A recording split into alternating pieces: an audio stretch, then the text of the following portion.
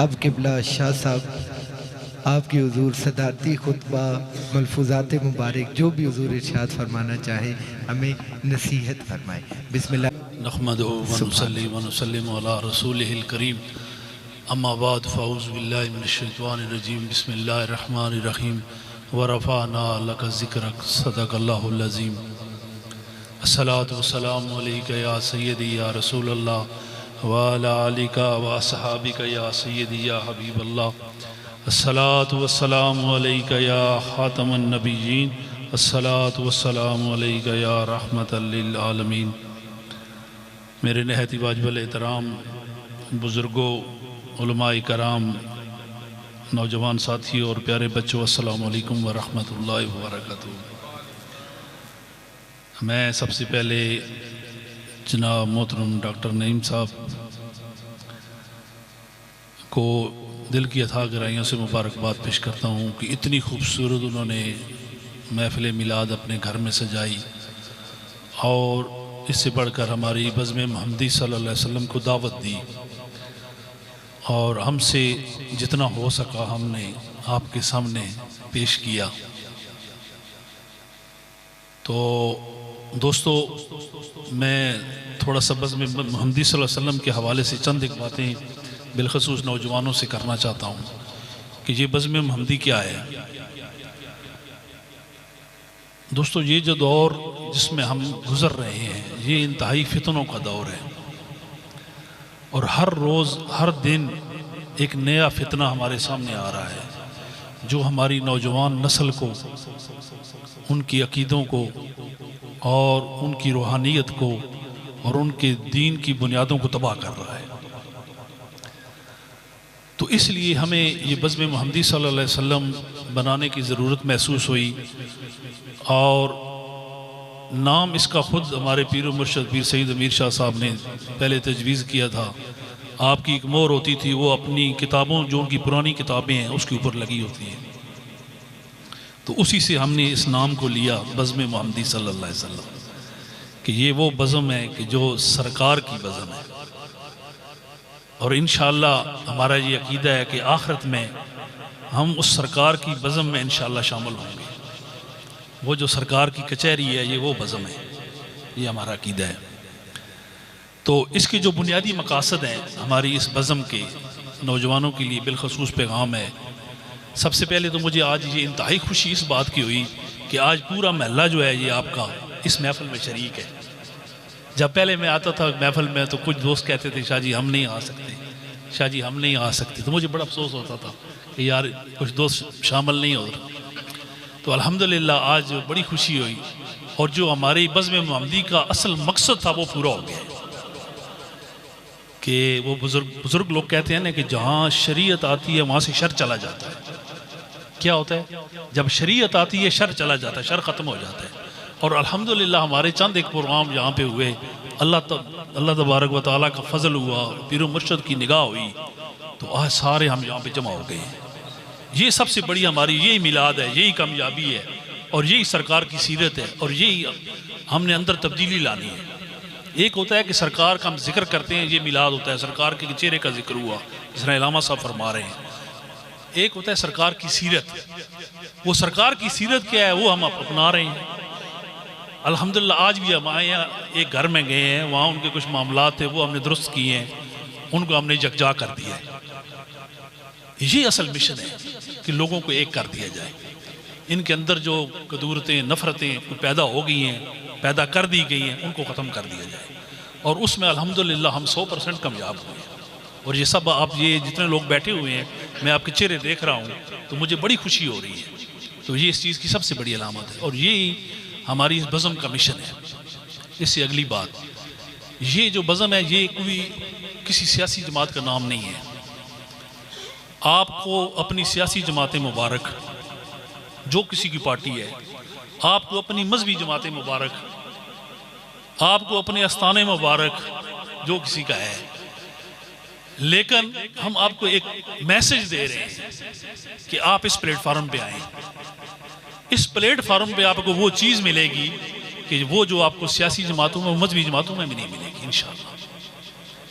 क्योंकि हम एक मंशूर लेके आए, एक मिशन लेके आए हैं जिसमें ना कोई दुनियावी गर्ज है, ना आपसे कोई लालच है, और सिर्फ एक ही है, वो अल्लाह और रसूल की रज़ा है कि हमारे ये जो नौजवान हैं ये हजूर की मोहब्बत की तरफ आ जाएं, इनके अंदर हजूर की मोहब्बत पैदा कर दी जाए।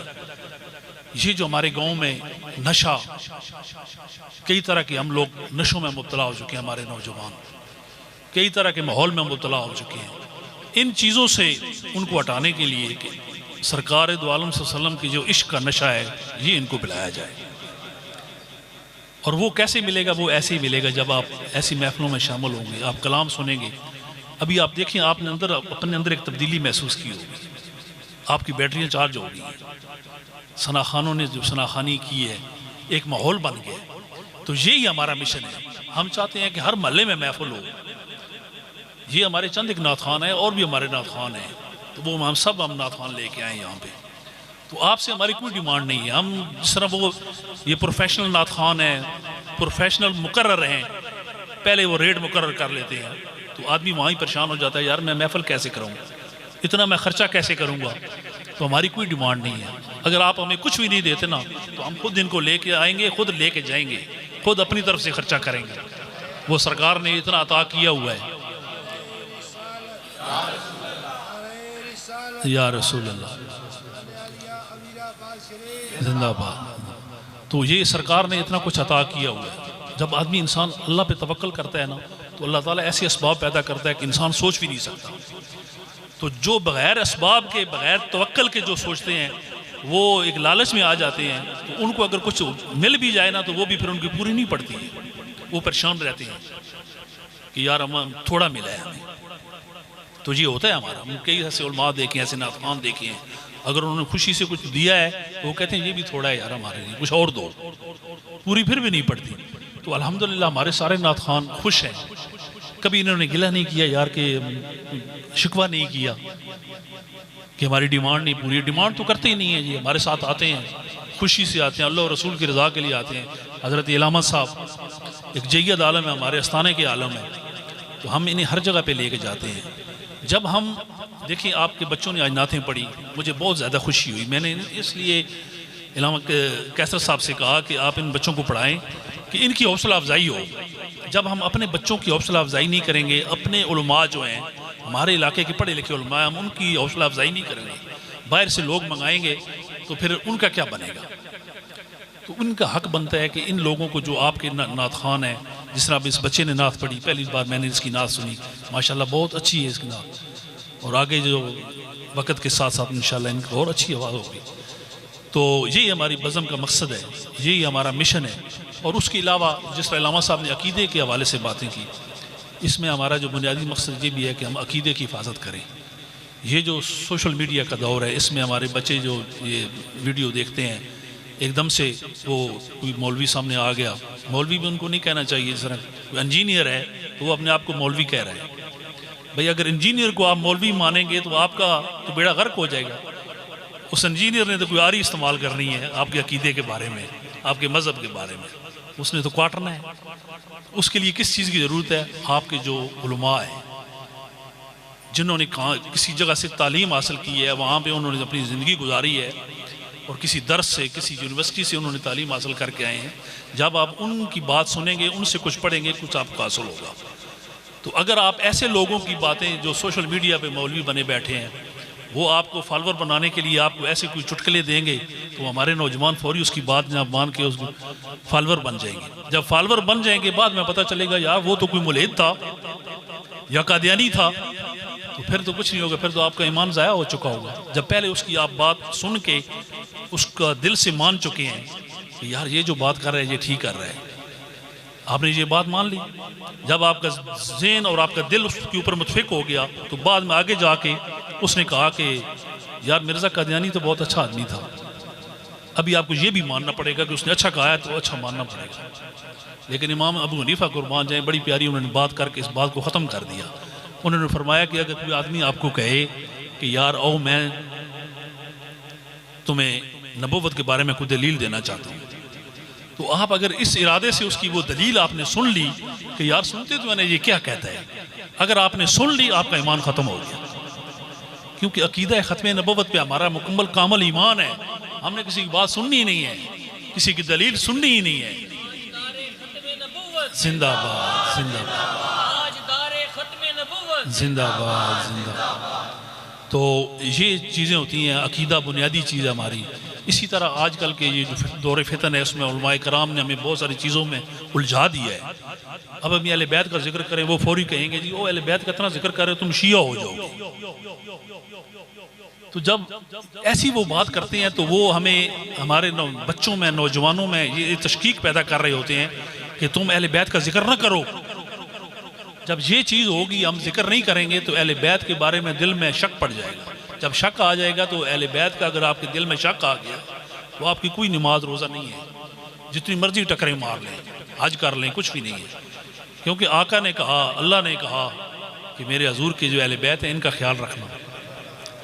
तो हम उनका ख्याल नहीं रखते या उनके बारे में दिल में कोई ऐसी चीज़ आ जाती है तो वो फिर ख़राबी पड़ जाती है। फिर कुछ हमें वो सहाबा से दूर करते हैं, सहाबा के बारे में तशकीक पैदा कर देंगे। तो सहाबा के बारे में जो करते हैं वो भी राफसी हैं, जो अहले बैत से हमें दूर कर रहे हैं वो नासबी हैं। इनसे भी हमने अपनी इस नस्ल को बचाना है, इनको अपने अहले सुन्नत वल जमात अकीदे पे कायम रखना है। और जो बुजुर्गान दीन का अकीदा था, हमारे असलाफ का अकीदा था जो 1400 साल से आ रहा है, उस अकीदे पे इनको कायम रखना है। ये हमारी बज़्म महमदी के चंद एक मकासद थे। चूँकि टाइम बहुत सारा हो गया, बातें और भी बहुत सारी करने वाली हैं। अल्लाह तबारक व तआला अहले खाना को अजीम अजर अता फरमाए। इन्होंने इतनी खूबसूरत महफिल सजाई और इतना प्यारा प्रोग्राम इन्होंने अरेंज किया। अल्लाह ताला सब को जितने अहबाब आए सब खाना अपनी बारगाह में कबूल मंजूर फरमाए।